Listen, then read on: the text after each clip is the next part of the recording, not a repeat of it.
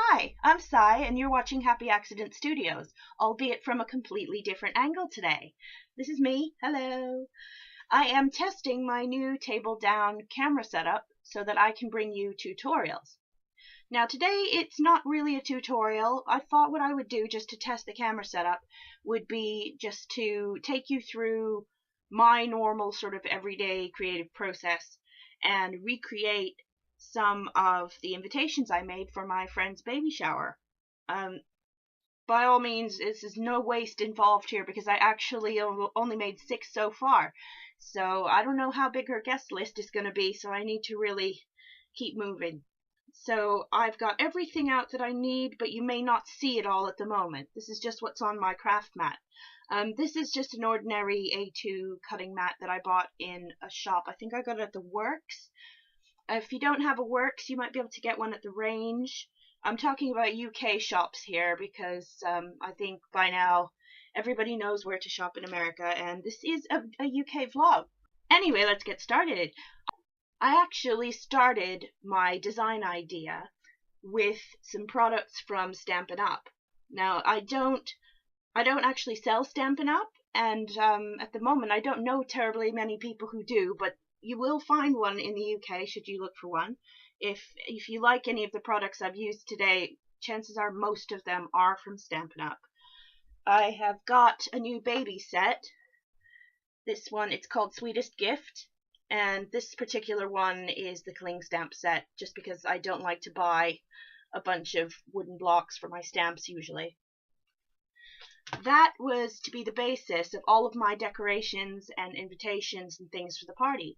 So I started off with just a normal white sheet of card, and I just thought, well, I'll test this out. I'll test the stamp out, and I'll test the ink out that I specifically bought for this project, and just see what the combination looks like for now. So all I did was I inked up my stamp, and I took this little stork, and I just stamped him just to have a look at what he looked like. And the effect on this particular card, which I've got to say isn't very expensive card that I bought, this is not Stampin' Up card, the effect is a bit dappled and a little bit worn looking because it's dye ink, and I think it's soaking into the paper a lot faster than it can actually spread fully out. I'm not entirely sure whether there's something special about Stampin' Up dye ink that might give you a better effect, so it's worth a try. This ink that I'm using now is Pebble by Adirondack. It is just a dye ink, and when I stamped it originally, I just kind of threw it in the corner there and I just looked at it, and I thought, well, if I do the same thing I could probably get 3 on there. So just by luck it ended up being the basis of my design. So I'm just going to stamp the stork again and again.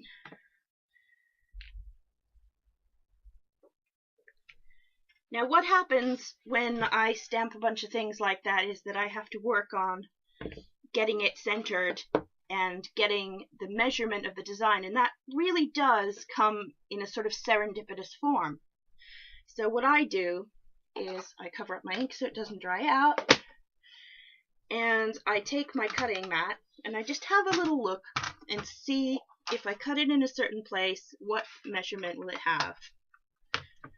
Right, if you've never used a cutting machine like this before, it's not a cutting machine, it's just they call it a 12-inch trimmer, and mine just has a blade that slides inside a track, and it's got a line to line it up against to keep the corners 90 degrees, which you sort of need to do in this business. I don't know if you're aware, but you are now. So I'm just going to take a look at where the blade is going to fall, and I'm going to look at my measurement. Now in this case it came out to 6 centimeters, and I seem to remember on my other one that it was actually 6.5, which is here. Well, that looks alright. Let's try it. Now that gives us quite a nice little little stork centered on the bottom of a strip of card. It might look a bit awkward at the minute, but bear with me. I'm just going to do the rest here. For those of you who've never used one of these before, there's the measuring guides on the top and the bottom, and you just line the end of your paper up with the measurement that you want, close down the lid, hold the paper in place, and just pull. And that gives you the measurement that you want.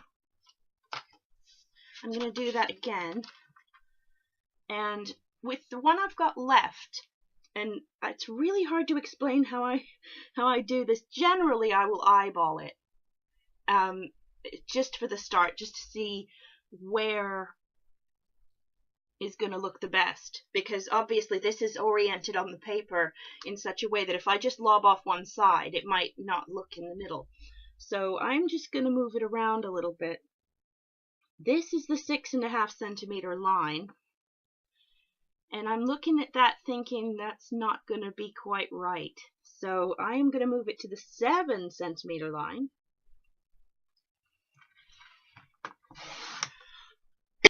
And then I'm going to flip it around again, and then I'm going to line it up to the correct 6.5 centimeter line and cut a small amount off there.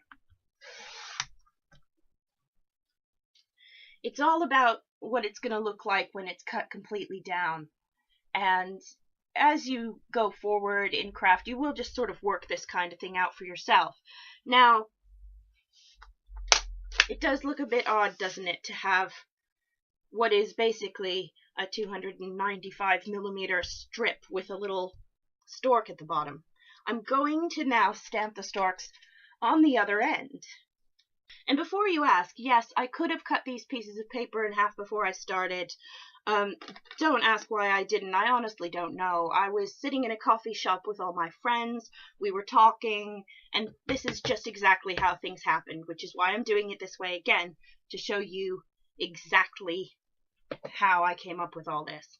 It's nothing groundbreaking. You know, everybody can cut paper into a rectangle. It's really not that big a deal, right? Sorry if I'm randomly reaching over. I need to wake my computer up sometimes. And it's over there.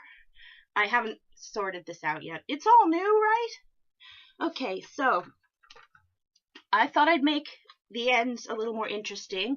I have here a border punch, and what I do is I look when I'm placing the paper into the punch to see that it is centered inside the punch. Now this one, it's just barely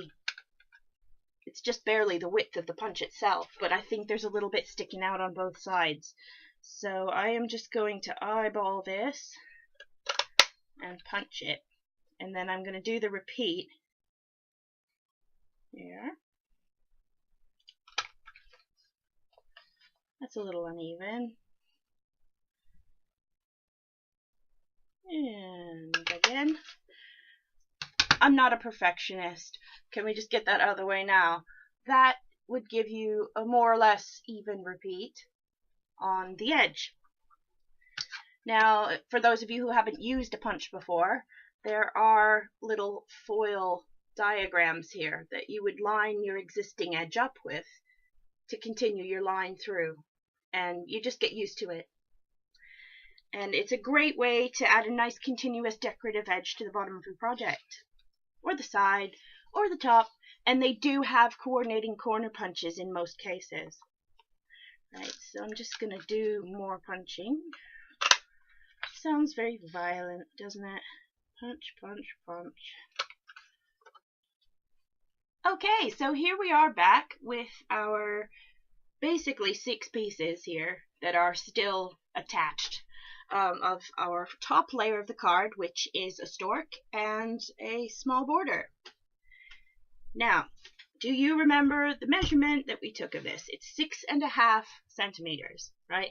Now I would like this patterned panel to be underneath it and to be sticking out about 1 centimeter on either side.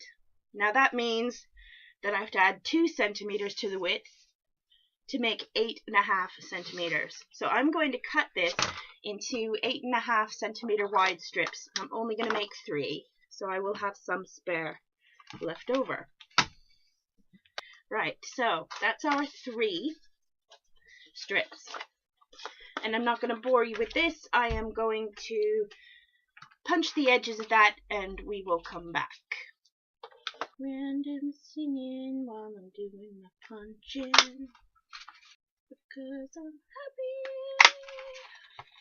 While I'm just finishing this little bit up, I just thought I might mention that if you are crafting and you're doing a great deal of punching, it might be nice to get a little tin. This is a popcorn bucket, and punch over the bucket just to catch all of your little twiddly bits, because there's so many of them and they do get everywhere.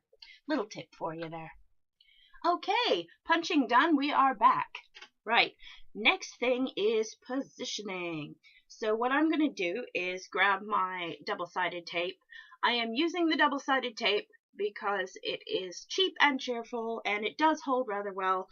This is the absolute most basic tape you can get. I may have got it from either Kraft Creations or one of my favorite retailers, Cardinal Colors, which is based out of Polegate, East Sussex. I will put her URL here somewhere right now.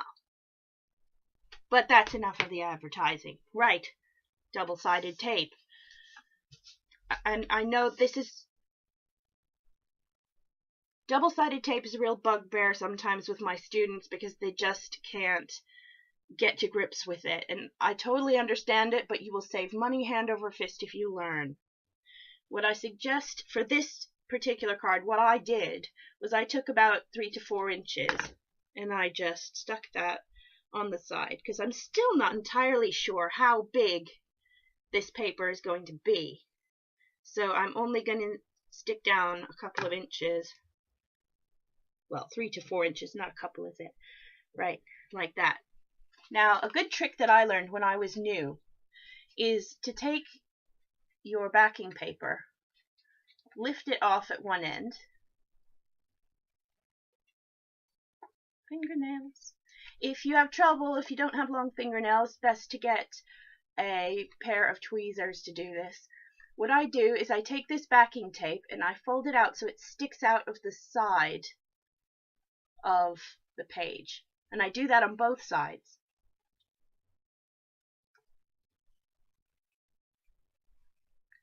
This creates two pull tabs at the side, and it makes it a lot easier to pull the backing off the tape without making it stick in the wrong place. So what I'm going to do now is I'm going to have a look, and because I haven't peeled off all the tape down here, I can slide this around all I like and it's not going to stick. So this is a good time to get your positioning right. Now, because I've been punching a regular border in it, I've sort of made a rod for my own back here. But I need to line up the punched edges so they match. And that will match up the middle, hopefully. Now, when it's the way I want it, I will stick it down where the tape has been revealed, which will give me 2 sticky bits there. Hold down your layer gently and pull outward to the side. It actually does curl it, which is kind of cute, but you're going to throw it away anyway, so who cares? And you just pull it. Out it comes. The layer has not shifted, and it's exactly where you want it to be. This card is going to be an A6 card. So if I take a card blank, this one is just a normal basic Kraft card blank from Papermania. Papermania products have varied in quality over the years, and sometimes they've been known to be a bit budget, a bit cheap, and sometimes they've been quite luxurious. These particular ones, they say that they are made from recycled paper, and it doesn't say what the paper weight of them is, as far as I'm aware.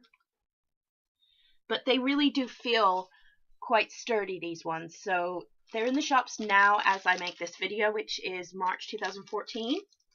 So I suggest, if you want good value, this was about $6.99 for 50, which is a tad more expensive than I normally pay, but then the card that I pay a $5 for is a lot lighter. So I think this is going to give a good quality feel to the project.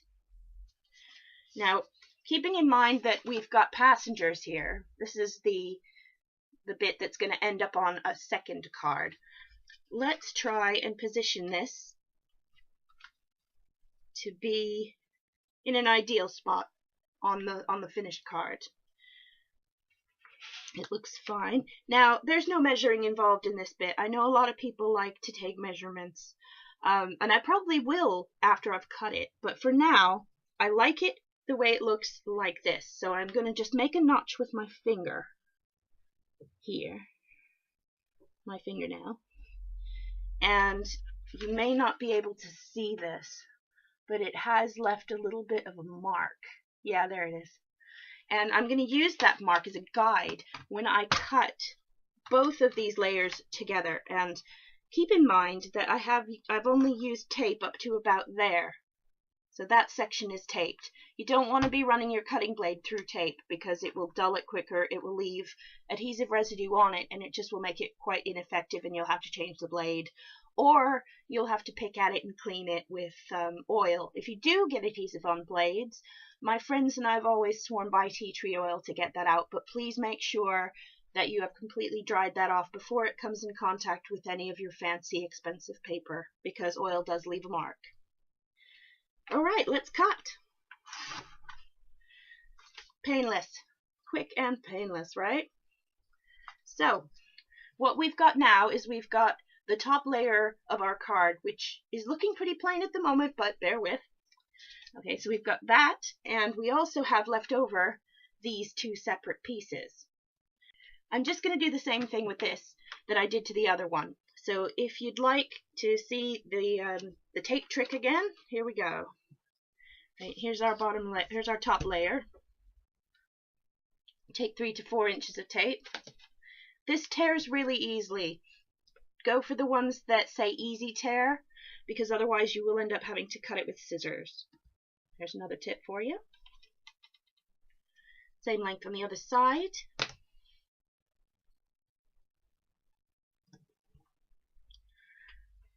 Wake up, computer. Right. Yep. Remember what we do. We take the backing layer and we fold it out to the side. Same thing on the other side.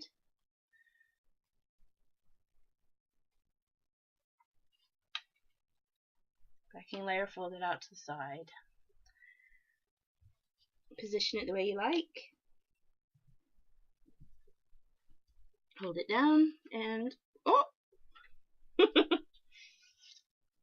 Pull out to the side. Now if this happens, don't worry about it, because look, it's not stuck down, right? So you can go back, taking care not to fold it. And remember, you know, here at Happy Accident Studios, there are no mistakes. It's a happy accident. When you do this, just make sure that you don't fold it when you pull the layers apart, because it will cause a crease. You just get hold of another piece, hold it gently, and no problem. Disaster averted. Now all of these cards, we hope, are all the same size in the box, so you don't really need to worry about positioning the new layer onto the card. Just put it up to the one you've already made and make another one of those fingernail marks on this one. Yes, scientifically it will probably be a micron larger, but are we bothered? No, we are not. Right, where's the line? There's the line. I see it. I line it up with the track on my cutting machine. Why do I keep saying cutting machine? I think I've got my mind on other things. Right. And we have a couple of tiny scraps. Now, depending on who you are, you may want to save those. I'm actually, I'm twitching about it myself at the moment, because sometimes you just need a little scrap. So I am going to save that. Sounds pathetic, but I am. I'm gonna put it to the side for a minute, because you know, paper ain't cheap, and it, you know, a tree sacrificed itself. So let's be good to Mother Earth. Right. So now I've got my 2 card fronts. What I would end up doing is repeating the process with these other 2 and making 6 card fronts. But guess what? I'm not going to torture you like that. So imagine that I've done 6. Now what I've managed to do is I've made 6 card fronts out of 1 sheet of A4 and 1 sheet of 12 by 12 cardstock. And what I have left over, besides those teeny tiny little pieces there, is this strip.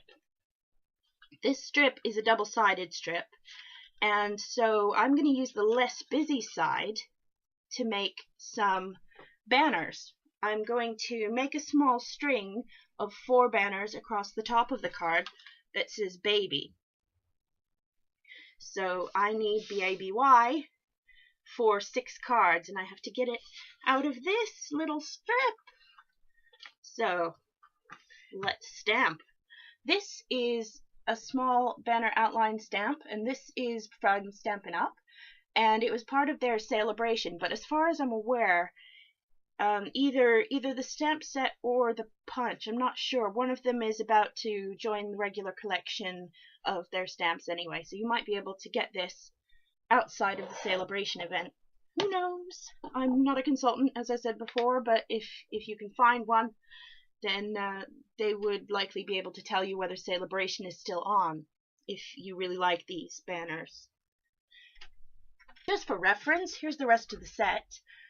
This is a great banner set. It's got a couple of banners that have solid color with a little writing on it. One says love, one says hi.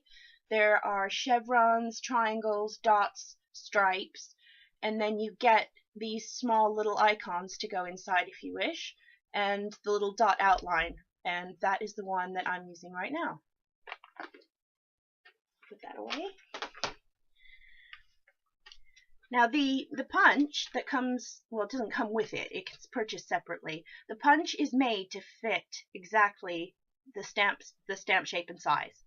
So what I'm going to do is plan ahead, and I'm going to look at what direction I need to punch the paper. And it is that way. I haven't opened the punch. Yeah. See, the paper goes in like this, so I'm going to put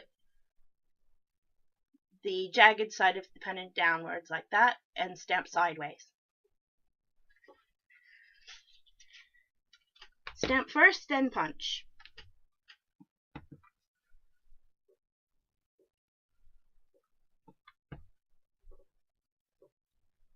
It would be great if I could manage to get 24 of these flawlessly out of the paper. I don't know if it will work.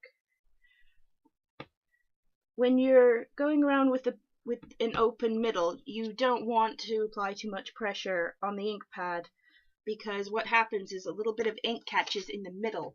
Can you see this? I've got a little blob of ink, and it did catch when I pressed onto the stamp pad a little bit too hard, and it caught the middle. I have wiped it off since, and I am being a bit more light with it as I continue.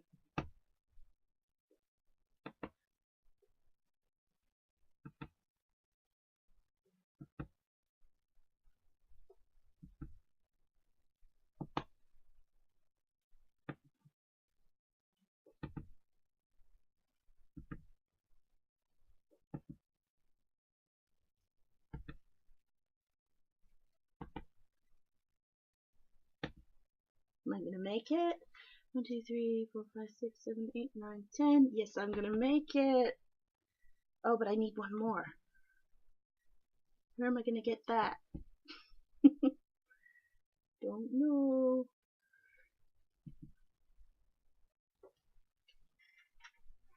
I'll work something out. Not sure you can see this, but I now have a sheet filled with little banners, and I'm going to start cutting them out with a punch. The punch can be held upside down, and then you can position the punch exactly where it needs to be in order to cut properly. Sorry, I've got to look at this. Here. Can you see how I've just about managed to get the spots inside the area of the stamp? And then what you do is you just squeeze down and it pops out, and you've got a lovely cutout pennant with a little dotted edge. I'm just going to continue on doing this until it's finished. Watch me in the morning. This is wrong. I'm just going to stop in the middle just to show you that I have done the first row of these banners. Now, the punch sometimes probably won't reach over 2 widths, so what you do need to do is just cut a strip off the side. If you've stamped them correctly, if you've stamped them straight, or straight enough, then you should be able to just cut off the bit that you've already cut and start again with the new strip. And that's what I'm going to do. See you in a minute. Okay, now this is the bit that I haven't figured out yet, so please bear with me. This is as far as I got when I was having coffee with my friends, because when you sit and chat, you know, slightly less than you expect gets done. It's just a fact of life, right? So here's my plan. My plan is to adhere this to the back of the card, but before I do so, because I want something wrapped around, I should do that before I have adhered it to the card, because otherwise, if I make other arrangements for it, it'll end up on the back of the card and it won't look very good. So the card can wait, and we need to make some holes in these banners. Now this is a purple stamping mat, and that is actually from a set of CD's stamps. And I am using CD's stamps today, but it's also good if you need to prick holes in something, because it keeps you from pricking holes in your table. So I'm using this, which is quite ancient. I've had it since I started scrapbooking in 2002, I think it was. This is a Making Memories needle tool, and lucky for me, inside it there is actually a sewing needle as well. I'm going to need this to thread my twine, but I don't know. I've got this, they call it baker's twine. I think it just sounds better than butcher's twine, which is actually what it is. This is, you can't tell, but it is white and off-white, so it's going to match with our scheme quite nicely. And what my plan is to stamp a letter on each of these and then thread them onto the string and stick them onto the card hanging from the string. Not sure if it's going to work. Let's find out. This is a rather large stamping block for what I'm planning to do, but what can you do? What can you do? I don't know where my smaller ones are. I've just moved. Everything is up in the air. So let's bring back our ink pad. And I've got my letter B on the stamp right now, there. And it was upside down and I would never have known. CD's actually prints their stamp design the right way round on the back so that you can see it through the stamping block. They have a cling on the back of them so that they can go back into their original container when I'm finished. And they store very, very flat. And I love that. So we've got the B inked, and I'm going to attempt to position it on the banner. And because we are spelling out baby, we're going to have to do that twice. So here we go.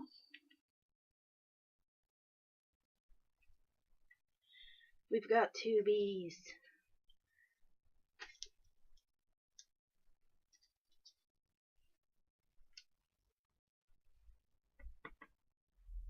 And you do the same for the A.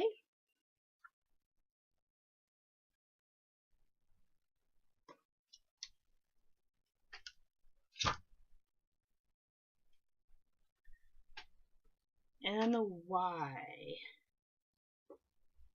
It's going to be tough. Yeah, I'm not sure I like that, you know. Let's try again.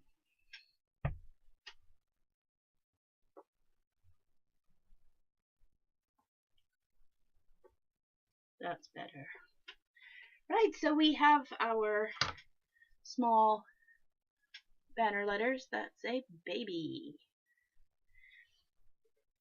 What we need to do with them is we need to punch some holes in the top. Not too close to the edge, because then they'll just tear.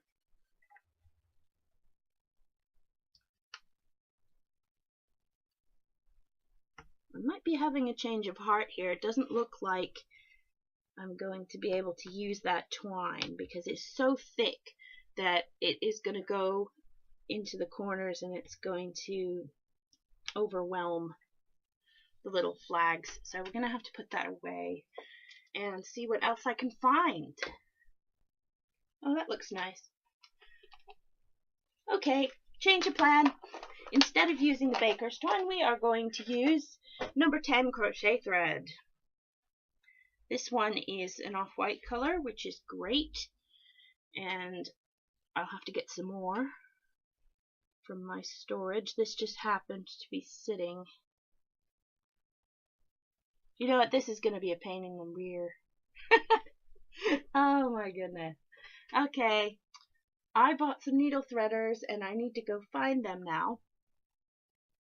So I am going to leave you with part 1 and come back for part 2. How does that sound? And I will see you when I have figured this all out. Okay, so I'm back. I have actually found a good needle and I have threaded it with my number 10 crochet cotton, which I've just unthreaded it because I was trying to show you. But that's okay, because this particular needle is from a kit called So Easy, S-E-W Easy, by We Are Memory Keepers, and these needles are meant for threading large items, so it's all done, no problem. Right, I'm gonna do this backwards,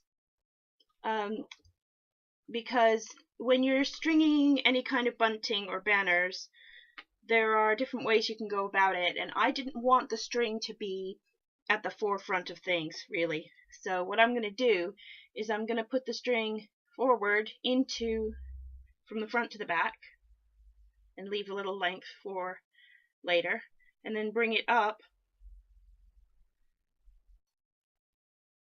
so that it doesn't cross the actual flag. And I'm going to do the same for the other 3. Front to back,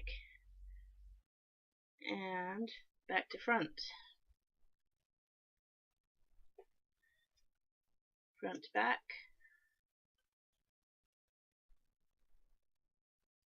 back to front. Don't worry if it flips. Back, front, whoop, nope, front to back. Back to front. Okay. And then you just arrange it the way that you want it on the string. And I like to arrange it way down here towards the end to save on fiber. Here, I'll show you what I mean. Now here is our top layer of the card. Now on the back I've put sort of an H shape of a little double stick tape, so I'm just gonna peel these bits off, and what I'm gonna do is look at the card around the front, decide where I want it to go, and you're gonna want to have a little droop so that it has some movement to it. And when you've worked out approximately where one side is going to come in, you can then flip it.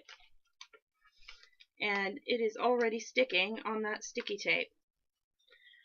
So once that side is secure, bring this back around. And you can move these flags after you've actually secured the other side as well, so you don't have to worry too much. But it is nice to try and get this to fold over to the other side at about the same height. And once it's all covered, you can cut the excess off. And what I then like to do is put another couple of strips on to create a sandwich.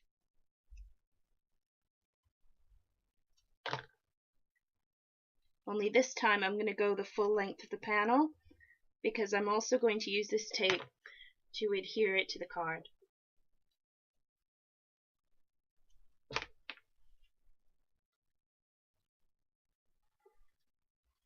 This is a small one, just where the two lengths overlap each other, just for extra security.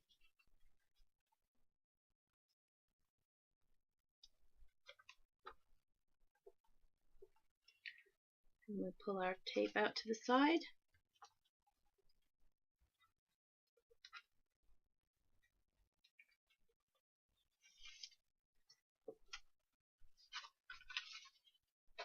Now that is our card secured. If you did want, you could glue these flags down, but I think you'll lose some dimension if you do that.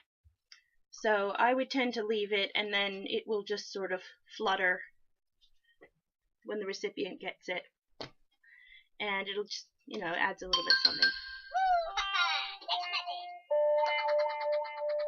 It appears I have a text message. Okay, so now what we've got is a card that says baby with a stork on it, which is not really what I wanted. It is a card for a baby shower. And while I was away finding the needle, I also tried to work out what the best thing to do was. I had a couple of stamps with some ribbons on, and I thought I would write shower in the ribbon. I don't think it looks all that great. Here's one of them. And I tried a couple of other options, and in the end I just decided that I need to just trust myself with my own handwriting. So here goes. Wrong end. Use the fine end. And I'm going to have a line.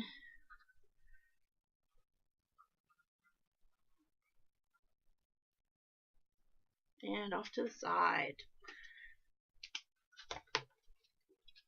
Baby shower.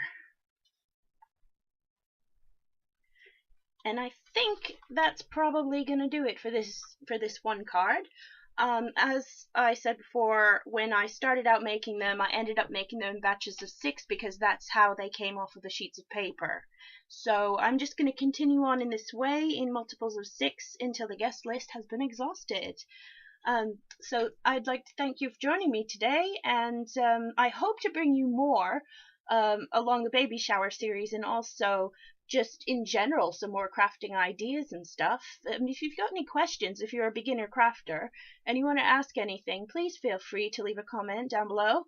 And also, if you want to make sure that you're the first to see when a new video is posted, please subscribe. There's a button down there for that as well. And you can also see me on Twitter, Pinterest, and Instagram at HapActStudios. And my website is www.happyaccidentstudios.co.uk. I'm also on Facebook, and I am teaching classes in the Medway, Kent area. So if you are around, please look up Happy Accident Studios on Facebook and get in touch with the Vintage Dove, because that is where I am teaching. I have been Sai. This has been Happy Accident Studios. I am glad you could join me, and I will look forward to seeing you next time. Bye!